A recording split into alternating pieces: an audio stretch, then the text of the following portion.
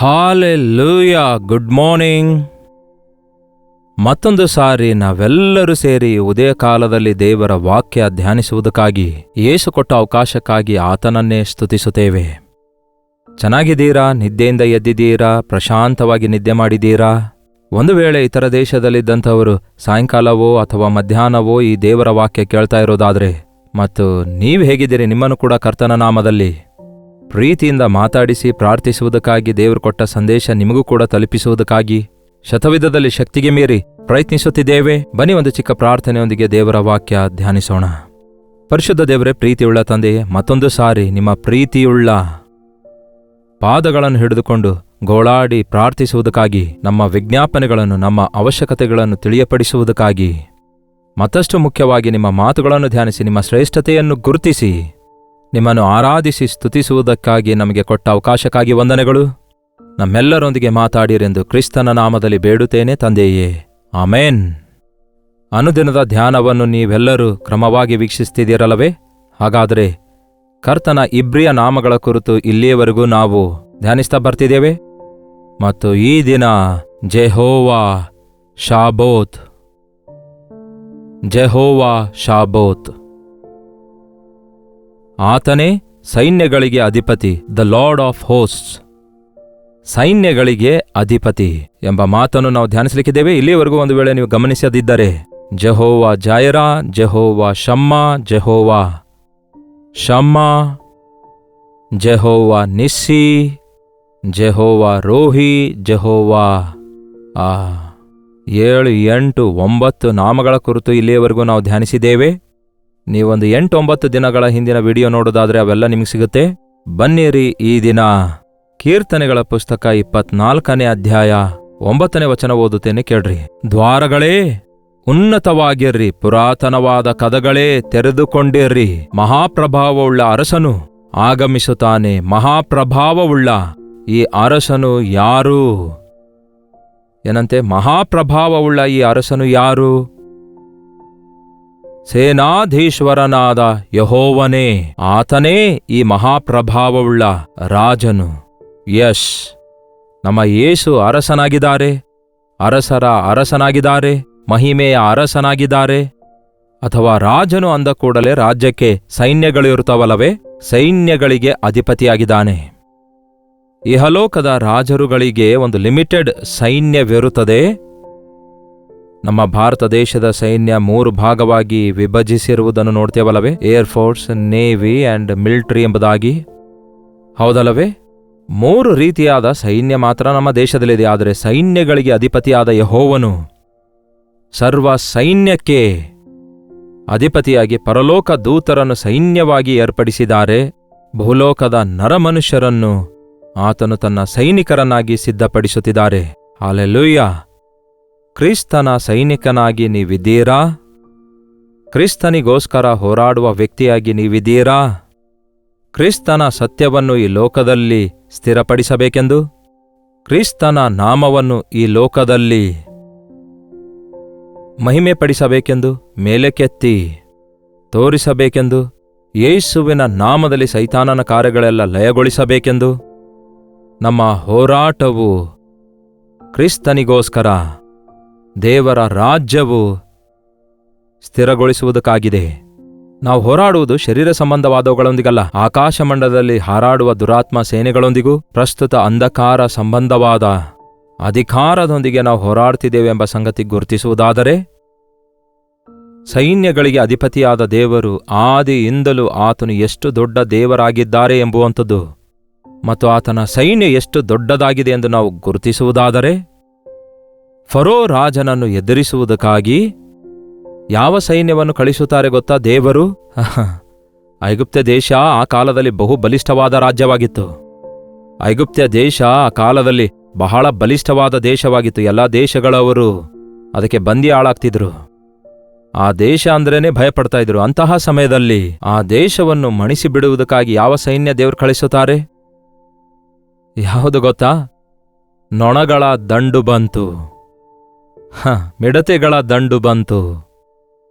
ಇನ್ನು ನೋಡೋದಾದ್ರೆ ಹೇನುಗಳ ದಂಡು, ಧೂಳು, ಇವೆಲ್ಲ ಬಂದಾಗ ಐಗುಪ್ತ್ಯರು ಬೆದರಿಕೊಳ್ತಾರೆ. ಐಗುಪ್ತ್ಯ ದೇಶದ ಮಂತ್ರವಾದಿಗಳು ಅದೇ ರೀತಿ ಮಾಡ್ಲಿಕ್ಕಾಗದೆ ಫರೋವನ ಬಳಿಗೆ ಬಂದು ಹೇಳ್ತಾರೆ, ಅಯ್ಯೋ, ಇದು ಕೇವಲ ಮನುಷ್ಯರು ಮಾಡ್ಲಿಕ್ಕಾಗೋದಿಲ್ಲ, ಇದು ಕೇವಲ ದೇವರ ಒಂದು ಹಸ್ತವಾಗಿದೆ. ದೇವರು ಒಂದು ಬೆರಳು ತೋರಿಸಿದ್ರೆ ಸಾಕು, ಸೈನ್ಯಗಳು ಹೊರಟು ಬರುತ್ತವೆ, ಸೈನ್ಯಗಳು ಅಟ್ಯಾಕ್ ಮಾಡ್ತವೆ. ಹೌದು ಪ್ರಿಯರೇ, ಇಂತಹ ದೊಡ್ಡ ದೇವರು ನಮ್ಮ ಸಂಗಡ ಇರುವಾಗ ನಾವ್ಯಾಕೆ ಪ್ರತಿಯೊಂದು ಸಣ್ಣ ಸಣ್ಣ ವಿಷಯಕ್ಕೆ ಭಯಪಡ್ತೇವೆ? ನೀವು ಈ ರಾಜನನ್ನು, ರಾಜಾದಿರಾಜನನ್ನು, ಯೇಸುವನ್ನು, ರಾಜಾದಿರಾಜನನ್ನು, ಒಡೆಯರ ಒಡೆಯನನ್ನು, ಇಂಥ ದೊಡ್ಡ ದೇವರನ್ನು ನಿಮ್ಮ ರಾಜನಾಗಿ, ನಿಮ್ಮ ರಕ್ಷಕನಾಗಿ, ನಿಮ್ಮ ಒಡೆಯನನ್ನಾಗಿ ನೀವು ಅಂಗೀಕರಿಸಲಿಲ್ಲವೇನೋ?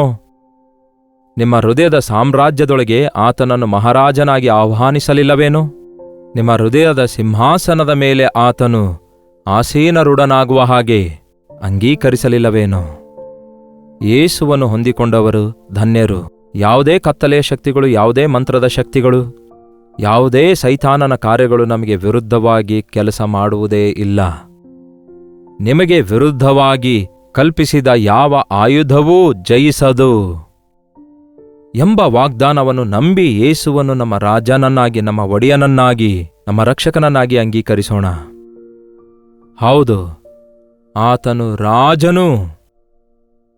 ಮತ್ತಿದೇನು ಬ್ರದರ್, ಯೇಸು ಶಿಲ್ಬೆ ಮೇಲೆ ನೇತಾಡಲ್ಪಟ್ರಲ್ಲ, ಆತನು ಎಲ್ಲರಂತೆ ಮೇಲಂಗಿ ಧರಿಸಿಕೊಂಡು ಕಾಲ್ನಡಿಗೆಯಿಂದ ಈ ಲೋಕದಲ್ಲಿ ನಡೆದರಲ್ಲವೇ?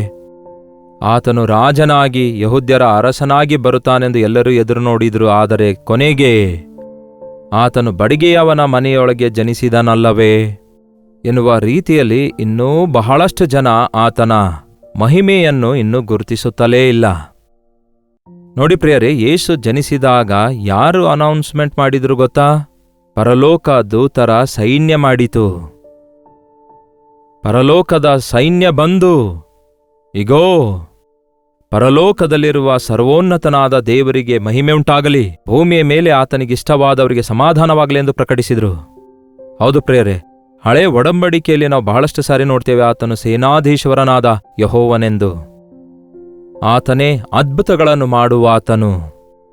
ಯೇಸು ಕ್ರಿಸ್ತನನ್ನು ಆ ರಾತ್ರಿ ಗೆತ್ಸೆಮನೆ ತೋಟದಲ್ಲಿ ಇಸ್ಕರಿಯೋತ ಯೂದನು ಯೇಸುವಿಗೆ ಮುದ್ದು ಕೊಟ್ಟು ಹಿಡಿದುಕೊಡಲು ಬಂದಾಗ ಆ ಸೈನಿಕರು ಯೇಸುವಿನ ಬಳಿಗೆ ಬಂದು ಆತನನ್ನು ಬಂಧಿಸಲು ಪ್ರಯತ್ನಿಸಿದಾಗ ಪೇತ್ರನು ಕತ್ತಿ ತೆಗೆದು ರೋಮ ಸೈನಿಕನ ಕಿವಿ ಕಡಿದು ಹಾಕ್ತಾನೆ. ಇದೇನು ಪೇತ್ರನೇ, ಕತ್ತಿಯನ್ನು ತೆಗೆದು ಅದರ ಸ್ಥಳದಲ್ಲಿ ಇಡು. ನನ್ನನ್ನು ರಕ್ಷಿಸುವುದಕ್ಕಾಗಿ ಪೇತ್ರನೇ, ನೀನು ಬೇಕಾಗಿಲ್ಲ. ನಾನೇನಾದ್ರೂ ಬೇಡಿಕೊಂಡರೆ 12 ವ್ಯಾಹುಗಳ ಸೈನ್ಯವನ್ನು ನನ್ನ ತಂದೆ ಕಳಿಸುತ್ತಾರೆಂದು ಯೇಸು ಹೇಳ್ತಾರೆ. ಒಮ್ಮೆ ನೋಡೋಣ ಬನ್ನಿ. ನಾನು ನನ್ನ ತಂದೆಯನ್ನು ಬೇಡಿಕೊಳ್ಳಲಾರೆನೆಂದು ಬೇಡಿಕೊಂಡರೆ ಆತನು ನನಗೆ ಈಗಲೇ 12 ಗಣಗಳಿಗಿಂತ ಹೆಚ್ಚು ಮಂದಿ ದೂತರನ್ನು ಕಳುಹಿಸುವುದಿಲ್ಲವೆಂದೂ ನೆನೆಸುತ್ತೀಯಾ? ಎಷ್ಟಂತೆ? 12 ಗಣಗಳಿಗಿಂತ ಹೆಚ್ಚು ಮಂದಿ ದೂತರು. ನನ್ನ ತಂದೆ ಕಳಿಸುವುದಿಲ್ಲ ಅಂದುಕೊಳ್ತಾ ಇದೀಯಾ? ಏನು ಅಂದುಕೊಳ್ತಾ ಇದ್ದೀನಿ ನೀನು ಎಂದು ಯೇಸು ಹೇಳ್ತಾರೆ. ನನಗೇನಾದರೂ ಸಹಾಯ ಬೇಕಾದರೆ ಒಂದು ಮಾತು ಹೇಳಿದ್ರೆ ಸಾಕು, ಒಂದು ಕೂಗು ಕೂಗಿದ್ರೆ ಸಾಕು, ನನ್ನ ತಂದೆ ಪರಲೋಕದ ಸೈನ್ಯವನ್ನು 12 ಗಣಗಳಿಗಿಂತ ಹೆಚ್ಚು ದೇವದೂತರನ್ನು ಕಳುಹಿಸುತ್ತಾನಲ್ಲವೇ ಎಂದು ಹೇಳ್ತಾರೆ. ಅಂದರೆ ಹೆಚ್ಚು ಕಡಿಮೆ 72,000 ದೂತರನ್ನು ಕಳುಹಿಸಿ ಕಾಪಾಡುವರು ಎಂದು ಯೇಸು ಇಲ್ಲಿ ಹೇಳ್ತಾರೆ.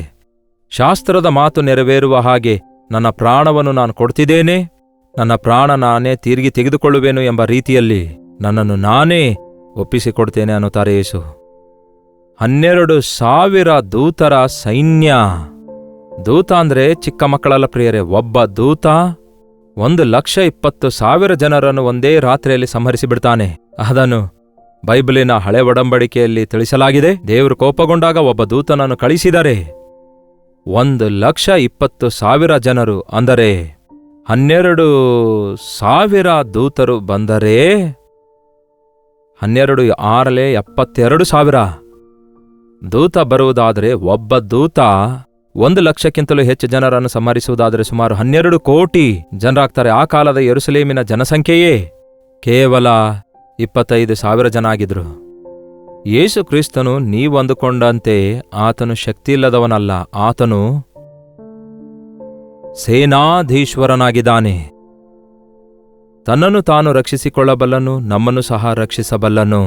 ಯೇಸುವಿನ ಪಕ್ಕದಲ್ಲಿರುವ ಕಳ್ಳನು ನಿನ್ನನ್ನು ನೀನು ರಕ್ಷಿಸಿಕೊ, ನಮ್ಮನ್ನು ರಕ್ಷಿಸು ಅಂದಾಗ ಒಂದು ಚಿಟಿಕೆ ಹೊಡೆದ್ರೆ ಸಾವಿರಾರು ದೇವದೂತರ ಸೈನ್ಯ ಬಂದು ಆ ಯೆರೂಸಲೇಮನ್ನೆಲ್ಲ ಧ್ವಂಸಗೊಳಿಸಿ, ಹೇಳಬೇಕಾದ್ರೆ ಎಲ್ಲವನ್ನೂ ಇಸ್ರಾಯೇಲ್ ಜನಾಂಗವನ್ನೆಲ್ಲ ಪೂರ್ತಿಯಾಗಿ ಅಳಿಸಬಲ್ಲರು. ಆದರೆ ಯೇಸು ಅವರಿಗಾಗಿ, ನಮಗಾಗಿ ತನ್ನ ಪ್ರಾಣ ಕೊಡಲು ಬಂದಿದ್ದಾರೆ.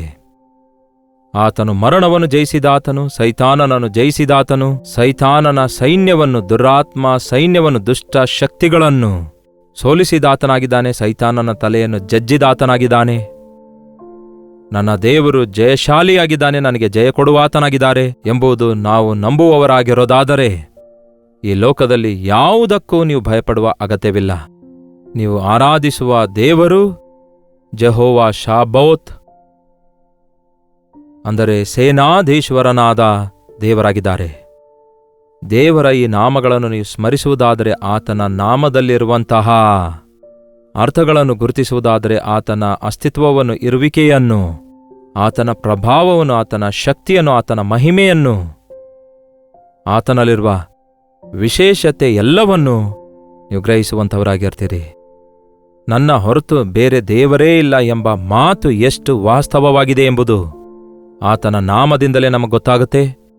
ಇಂತಹ ದೊಡ್ಡ ದೇವರು, ಈ ರೀತಿಯಾಗಿ ನಮಗೆ ಬಿಡುಗಡೆ ಕೊಡಬಲ್ಲಂತಹ ದೇವರು, ಇಷ್ಟೊಂದು ತಗ್ಗಿಸಿಕೊಂಡು ಎಲ್ಲವನ್ನೂ ಬಿಟ್ಟು ಸಾಮಾನ್ಯ ಮಾನವನಾಗಿ ಬಂದು ನಿಮ್ಮನ್ನು ನನ್ನನ್ನು ಸೇರಿಸಿಕೊಳ್ಳಬೇಕೆಂದು, ನಿಮಗೂ ನನಗೂ ವಿಮೋಚನೆ ಉಂಟು ಮಾಡಬೇಕೆಂದು ಆತನು ಮಾಡಿರುವ ತ್ಯಾಗವನ್ನು ನಾವು ನಮ್ಮ ಜೀವಿತದಲ್ಲಿ ಯಾವತ್ತೂ ಮರೆಯಬಾರದು. ನನ್ನ ದೇವರು ದೊಡ್ಡ ದೇವರು. ನನ್ನ ಯೇಸು ಶಕ್ತಿಯುಳ್ಳಾತನು, ಪ್ರೀತಿಯುಳ್ಳಾತನು, ಅಧಿಕಾರವುಳ್ಳಾತನು. ಆತನ ದಯೆ ನಿರಂತರವಾಗಿರುತ್ತೆ. ಆತನ ಕೃಪೆ ಬೇರ್ಪಡಲಾರದಂಥದ್ದು, ಆತನ ಪ್ರೀತಿ ಶಾಶ್ವತವಾದಂಥದ್ದೆಂದು ನಂಬಬೇಕು. ಇಂತಹ ದೊಡ್ಡ ದೇವರ ಕೈಗೆ ನಮ್ಮನ್ನು ನಾವು ಒಪ್ಪಿಸಿಕೊಡೋಣ. ಪ್ರಾರ್ಥನೆ. ಪರಿಶುದ್ಧ ದೇವರೇ, ಪ್ರೀತಿಯುಳ್ಳ ತಂದೆಯೇ, ಮತ್ತೊಂದು ಸಾರಿ ದೇವರೇ, ಈ ಉದಯ ಕಾಲ ಸಮಯದಲ್ಲಿ ನಮ್ಮನ್ನು ನಾವು ನಿಮಗೆ ಒಪ್ಪಿಸಿಕೊಡ್ತಾ ಇದ್ದೇವೆ. ಸೇನಾಧೀಶ್ವರನಾದ ಯೆಹೋವನು ಎಂಬ ಹೆಸರುಳ್ಳ ನಿಮ್ಮನ್ನು ಆರಾಧಿಸುವ ನಾವು ನಿಮ್ಮ ಶ್ರೇಷ್ಠತೆಯನ್ನು, ನಿಮ್ಮ ಮಹಿಮೆಯನ್ನು ಗುರುತಿಸುವುದಕ್ಕಾಗಿ, ನಿಮಗೆ ವಿಧೇಯರಾಗುವುದಕ್ಕಾಗಿ, ನಿಮಗೆ ಪ್ರಿಯರಾಗುವುದಕ್ಕಾಗಿ, ನಮ್ಮ ಆಪತ್ಕಾಲದಲ್ಲಿ ನಿಮಗೆ ಮೊರೆಯಿಟ್ಟು ಮೇಲಿಂದ ಮೇಲೆ ನಾವು ಬಿಡಿಸಲ್ಪಟ್ಟು ಈ ಲೋಕದಲ್ಲಿರುವ ಶತ್ರುವನ್ನು, ಅಂದರೆ ಸೈತಾನನನ್ನು ಎದುರಿಸುವುದಕ್ಕೂ ಜಯಿಸುವುದಕ್ಕೂ ನಿನಗೋಸ್ಕರ ಸಾಕ್ಷಿಗಳಾಗಿ ಬದುಕಲು ನಮ್ಮಲ್ಲಿ ಪ್ರತಿಯೊಬ್ಬರಿಗೂ ಸಹಾಯ ಮಾಡಿರೆಂದು ಕ್ರಿಸ್ತನ ನಾಮದಲ್ಲಿ ಬೇಡುತ್ತೇನೆ ತಂದೆಯೇ, ಆಮೇನ್. ನಮ್ಮ ತಂದೆಯಾದ ದೇವರ ಪ್ರೀತಿಯೂ, ಮಗನಾಗಿರುವ ಕ್ರಿಸ್ತನ ಕೃಪೆಯೂ, ಆದರಣೆಕರ್ತನಾದ ಪರಿಶುದ್ಧಾತ್ಮನ ಸಹವಾಸವು ಕೂಡಿ ಬಂದಿರುವ ನಮ್ಮೆಲ್ಲರ ಸಂಗಡ ಇಂದಿಗೂ ಸದಾಕಾಲಕ್ಕೂ ನೆಲೆಯಾಗಿರಲಿ. ಆಮೇನ್. ದೇವರಿಗೆ ಸ್ತೋತ್ರ. ನಿಮ್ಮ ಪ್ರಾರ್ಥನಾ ಮನವಿಗಳನ್ನು 8939731313 ನಂಬರ್ಗೆ, ಇತರ ದೇಶದಿಂದ ನೀವು ವೀಕ್ಷಿಸುವುದಾದರೆ ಕೊಡಲ್ಪಟ್ಟ ಇದೇ ನಂಬರ್ಗೆ ಒಂದು ಟೆಕ್ಸ್ಟ್ ಆಗಲಿ, ವಾಯ್ಸ್ ಮೆಸೇಜ್ ಮುಖಾಂತರ ಒಂದು ವಾಟ್ಸಪ್ ಮೆಸೇಜ್ ಕಳಿಸಿ. ನಿಮಗಾಗಿ ಪ್ರಾರ್ಥಿಸ್ತಿದ್ದೇವೆ. ನೀವು ಪ್ರಾರ್ಥಿಸಿ, ತಪ್ಪದೇ ದೇವರು ಉತ್ತರ ಕೊಡ್ತಾರೆ. ಕರ್ತನ ಚಿತ್ತವಿರುವುದಾದರೆ ಮತ್ತೆ ನಾಳೆ ಇದೇ ಅನುದಿನದ ಧ್ಯಾನ ಎಂಬ ಕಾರ್ಯಕ್ರಮದಲ್ಲಿ ಮತ್ತೊಮ್ಮೆ ಭೇಟಿಯಾಗೋಣ. ಅಲ್ಲಿವರೆಗೂ ದೇವರ ಮಹಾಕೃಪೆ ನಿಮ್ಮೆಲ್ಲರೊಂದಿಗಿರಲಿ.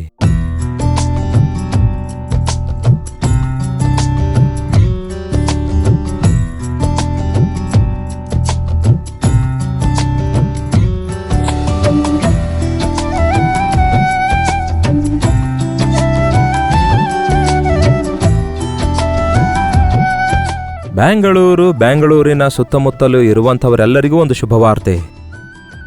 ಪ್ರತಿದಿನ ದೇವರ ವಾಕ್ಯವನ್ನು ಅನೇಕ ಭಾಷೆಗಳಲ್ಲಿ ಕೇಳುವಂತಹ ನಿಮ್ಮೆಲ್ಲರಿಗೂ ಮುಖಾಮುಖಿಯಾಗಿ ಕಾಣಬೇಕೆಂದು, ನಿಮಗೋಸ್ಕರ ವೈಯಕ್ತಿಕವಾಗಿ ಪ್ರಾರ್ಥಿಸಬೇಕೆಂದು ನಾವು ಬೆಂಗಳೂರಿಗೆ ಬರ್ತಿದ್ದೇವೆ.